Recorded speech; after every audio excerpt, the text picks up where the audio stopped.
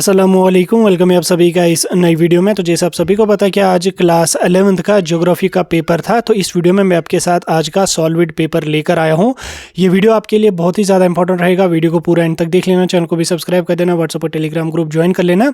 Link दोनों की आपको डिस्क्रिप्शन में मिल जाएगी। साथ में आप मुझे इंस्टा पे भी फॉलो कर सकते हैं, उसकी भी लिंक मैंने डिस्क्रिप्शन में दी हुई है। तो चलिए वीडियो को शुरू कर ले तो देख लेते हैं यहाँ पे आज के ज्योग्राफी के पेपर के बारे में। तो स्क्रीन पे आपको ज्योग्राफी का पेपर दिख रहा होगा। मेरे पास यहाँ पे बी सीरीज का पेपर है। पेपर आपका टोटल 8 पेजेस पे प्रिंट था। 70 मार्क्स का आपका पेपर था और 30 मार्क्स आपको यहाँ पे प्रैक्टिकल्स के अपने हायर सेकेंडरी वाले यहाँ पे दे देंगे। ठीक, 3 घंटे का आपको यहाँ पे टाइम दिया गया था। इसमें सेक्शन ए की अगर मैं बात करूँ तो यहाँ से आपको ऑब्जेक्टिव टाइप क्वेश्चंस 10 आए थे। ठीक, 10 ऑब्जेक्टिव टाइप क्वेश्चंस को हम पहले अप्रोच से अटेम्प्ट करने की कोशिश करेंगे।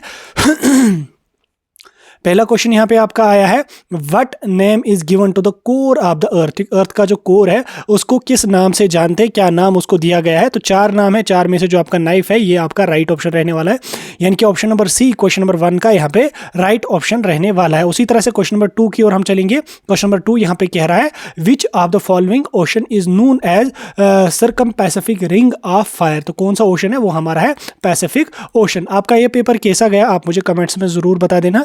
उसके बाद अगला क्वेश्चन यहाँ पे आपका पूछा गया है, canyons and gorges are developed by which geomorphic process are forces. ठीक, तो किस प्रोसेस से, वो हमारे यहाँ पे रनिंग वाटर से बनते हैं। तो रनिंग वाटर इसका यहाँ पे राइट ऑप्शन रहने वाला है। उसी तरह से हम अगले क्वेश्चन की ओर चलेंगे। अगला क्वेश्चन नंबर 4 यहाँ पे आपका पूछा गया था, which of the following which is the lower most layer of atmosphere in which we live. ठीक, लोअर मोस्ट लेयर कौन है एटमॉस्फेयर की जिसपे हम रहते हैं, तो कौन सी लेयर है। 4 लेयर्स यहाँ पे हैं, स्ट्रेटोस्फीयर है, मेसोस्फीयर है, एक्सोस्फीयर है, ट्रोपोस्फीयर है। तो लोअर मोस्ट लेयर जो है जिसपे हम रहते हैं वो हमारी है ट्रोपोस्फीयर। ठीक, उसके बाद आगे हम चलेंगे। अगला क्वेश्चन नंबर 5 यहाँ पे आपका पूछा गया था, which of the following divides the globe into 2 equal hemispheres. तो बेसिक क्वेश्चन है ये, आप लोग मेरे ख्याल से 5th क्लास से पढ़ते आ रहे हैं। तो इक्वेटर जो होता है ये ग्लोब को डिवाइड करता है 2 इक्वल हेमिस्फीयर्स में। ये हमारा ग्लोब है, इक्वेटर है, ये इक्वेटर इसको 2 हेमिस्फीयर्स में डिवाइड करता है। देन उसके बाद यहाँ पे आपके ऑप्शन 4 है, Arctic circle, tropic circle, Antarctic circle. Sorry, tropic का answer Arctic, Antarctic circle.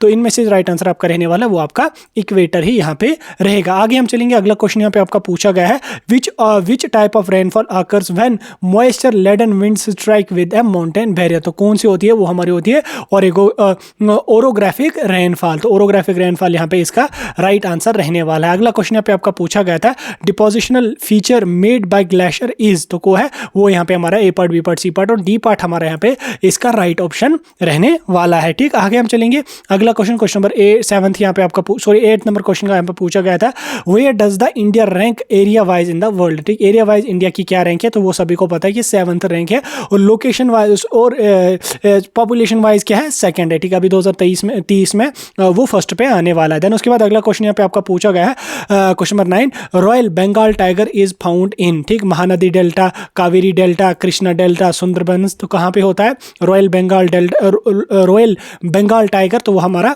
Sundarban delta में यहाँ पे फाउंड होता है। ठीक, हो गया आपके 9। 10वां क्वेश्चन यहाँ पे आपका पूछा गया है, which state gets floods in winter. Winter में किस स्टेट में फ्लड्स आए थे। करंट अफेयर्स का एक क्वेश्चन है। आसाम, वेस्ट बंगाल, तमिलनाडु, केरला। तो किस में आए थे, वो हमारे तमिलनाडु में ही यहाँ पे आए थे। तो तमिलनाडु यहाँ पे इसका राइट ऑप्शन रहने वाला है। ठीक, उसके बाद हम आगे चलेंगे। आगे हमारे पास कुछ 2-2 मार्क्स वाले क्वेश्चंस यहाँ पे हैं। 2-2 3 लाइंस में आपको ये क्वेश्चंस लिखने थे।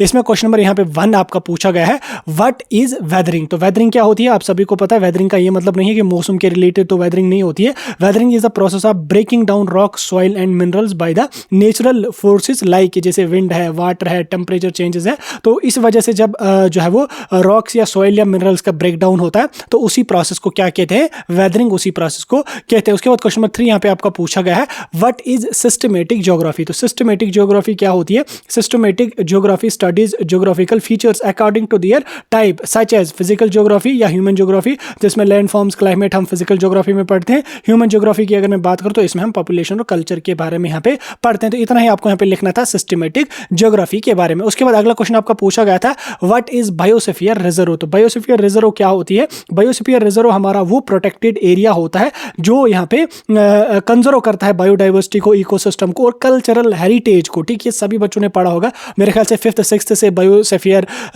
और नेशनल पार्क्स वगैरह के बारे में आपने पढ़ा होगा। अगला क्वेश्चन पूछा गया था, define normal lapse rate of temperature. Normal lapse rate of temperature क्या होती है? तो normal lapse rate of temperature क्या होती है वो आपको यहाँ पे बोलना था, तो इसकी डेफिनेशन आपको यहाँ पे लिखनी थी। उसके बाद अगला क्वेश्चन यहाँ पे आपका पूछा गया है, name the state of India having common frontier with Pakistan. ठीक, तो कौन सी स्टेट्स हैं जिसका यहाँ पे बॉर्डर पाकिस्तान के साथ है? जैसे जम्मू कश्मीर है हमारा, पंजाब है, राजस्थान है, गुजरात है। तो इस तरह से आपको 2-4 यहाँ पे लिखने थे, तो वो आपका यहाँ पे बराबर इसमें आंसर आप मार्क्स मिल जाते हैं। अगला क्वेश्चन पूछा गया था, how precipitation changes the salinity of ocean water at equator. ठीक, तो इसका आपको थोड़ा सा एक्सप्लेन करके लिखना था। जैसे यहाँ पे प्रेसिपिटेशन जो है, जैसे जिसको हम रेनफॉल के नाम से करते हैं, जानते हैं, तो ये क्या काम करती है? ये रिड्यूस करते हैं salinity of ocean water at the equator by adding. क्या काम करती है उसमें? वो क्या ऐड करती है? फ्रेश वाटर को उसमें ऐड करती है, जिस वजह से उसकी जो है सैलिनिटी जो है वो कम हो जाती है। ठीक, उसके बाद अगला क्वेश्चन पूछा गया था, what is the latitudinal and longitudinal location of India. Latitudinal और लॉन्गिट्यूडनल लोकेशन आपको लिखनी थी।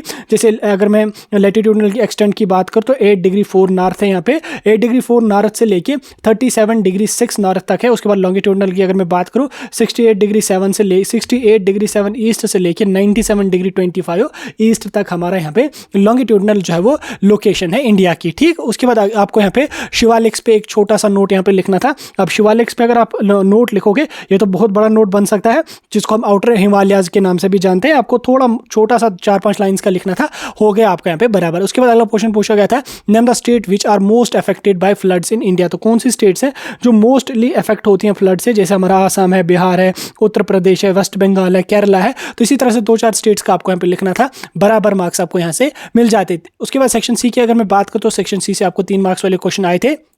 क्वेश्चन नंबर 1 आपका पूछा गया था, what is geography and describe it's branches. Geography क्या है और इसकी ब्रांचेस कौन सी हैं। अगला क्वेश्चन आपका पूछा गया था, discuss the evidence suggested by Wegener in support of continental drift theory. ठीक, कॉन्टिनेंटल ड्रिफ्ट थ्योरी की आपको यहाँ पे लिखना था। उसके बाद और भी क्वेश्चंस आपको आए थे, जैसे depositional work of glacier with special focus on moraines. तो इस तरह से यहाँ पे location of mechanism of trade wind है। बाकी आप देख सकते हैं लू के बारे में आपको पूछा गया कि लू क्या है, और बाकी भी क्वेश्चन यहाँ पे आपको देख सकते हैं। ठीक, आर्क साइक्लोन के बारे में भी क्वेश्चन पूछा था। उसके बाद लॉन्ग आंसर क्वेश्चन में आप यहाँ पे देख सकते हैं डायग्राम आपको बनानी थी, किसकी? Diagram for the structure of atmosphere and discuss the importance of troposphere. ठीक, उसके बाद discuss the precipitation and discuss the types of rainfall, ये लिखना था। देन उसके बाद explain the mechanism and distribution of Indian monsoon. ठीक, उसके बाद आप यहाँ पे देख सकते हैं why is conservation of forest is necessary. Then उसके बाद यहाँ पे divide India into major physiographic divisions and describe the Himalaya region in detail. ठीक, हिमालय रीजन को डिटेल में एक्सप्लेन करना था।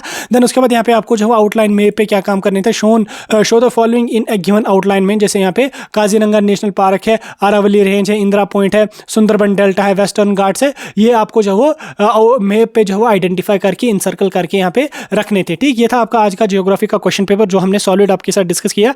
कोई डाउट, कोई कंफ्यूजन होगा कमेंट सेक्शन में पूछ